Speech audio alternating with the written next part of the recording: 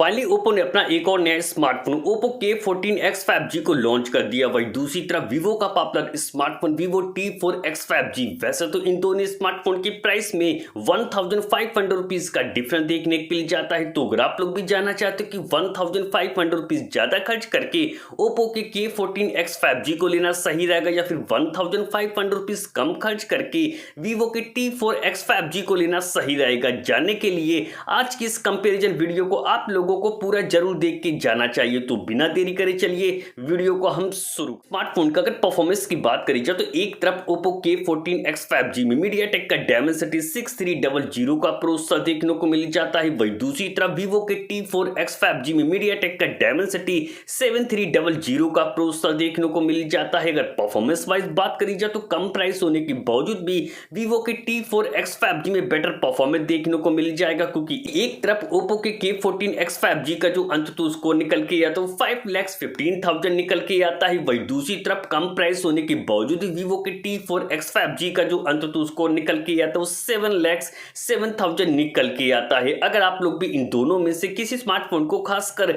Gaming के लिए लेने के लिए सोच रहे हो तो इन दोनों स्मार्टफोन के GFX स्कोर यानी गेमिंग स्कोर को जानना बहुत ज्यादा जरूरी है। जब इन दोनों स्मार्टफोन में 30 मिनट तक गेम को प्ले किया गया तो एक तरफ वीवो के T4X 5G का जो गेमिंग स्कोर निकल के आता है वो 3900 निकल के आता है। वहीं दूसरी तरफ ओप्पो के K14X 5G का जो गेमिंग स्कोर निकल के आता है वो सिर्फ 2600 निकल के आता है। वहीं वीवो का T4X 5G इसलिए गेमिंग परफॉर्मेंस के मामले में और भी ज्यादा बेटर हो जाता है, क्योंकि आप लोगों को UFS 3.1 का स्टोरेज टैब देखने को मिल जाता है। वहीं दूसरी तरफ ओप्पो K14X 5G में UFS 2.2 का ही स्टोरेज टाइप देखने को मिल जाता है। इन दोनों स्मार्टफोन के अगर डिस्प्ले सेगमेंट की बात करी जाए तो कम प्राइस होने के बावजूद डिस्प्ले की क्वालिटी के मामले में भी बेटर हो जाता है। वीवो का T4X 5G 6.72 इंच की बिग साइज की फुल HD प्लस 5 वाली IPS डिस्प्ले देखने को मिल जाती है। डिस्प्ले का अच्छी स्मूथनेस के लिए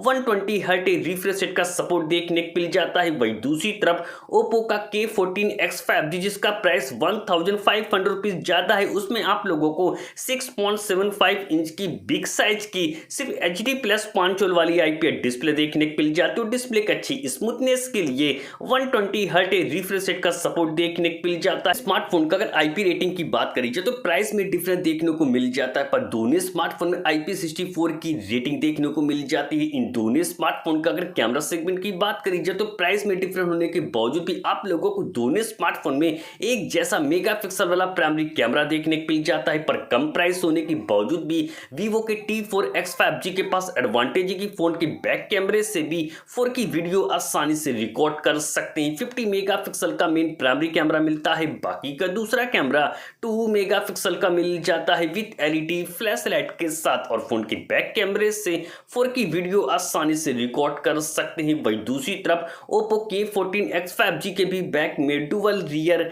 कैमरा सेटअप देखने को मिल जाते हैं। 50 मेगापिक्सल का मेन प्राइमरी कैमरा मिलता है, बाकी का दूसरा कैमरा 2 मेगापिक्सल का मिल जाता है विद LED फ्लैश लाइट के साथ, और प्राइस ज्यादा होने के बावजूद भी फोन के बैक कैमरे से सिर्फ फुल HD वीडियो आसानी से रिकॉर्ड कर सकते हैं। इन दोनों स्मार्टफोन के अगर सेल्फी कैमरे की बात करी जाए तो उसमें भी थोड़ा बेटर हो जाता है। वीवो का T4X 5G 8 मेगापिक्सल का सेल्फी कैमरा देखने को मिल जाता है। वहीं दूसरी तरफ ज्यादा प्राइस होने के बावजूद भी ओप्पो के K14X 5G में सिर्फ 5 मेगापिक्सल का सेल्फी कैमरा देखने को मिल जाता है। इन दोनों स्मार्टफोन का अगर बैटरी सेगमेंट की बात करी जाए तो प्राइस में डिफरेंस देखने को मिल जाता है, पर इन दोनों स्मार्टफोन के बैटरी बैकअप में तो डिफरेंस देखने को नहीं मिलता है, क्योंकि एक तरफ ओप्पो के K14X 5G में भी 6500 mAh की एक बड़ी बैटरी मिल जाती है। 45 वाट का फास्ट चार्जिंग का सपोर्ट देखने को मिल जाता है। वहीं दूसरी तरफ वीवो T4X 5G में भी 6500 mAh की एक बड़ी बैटरी मिल जाती है। 44 वाट का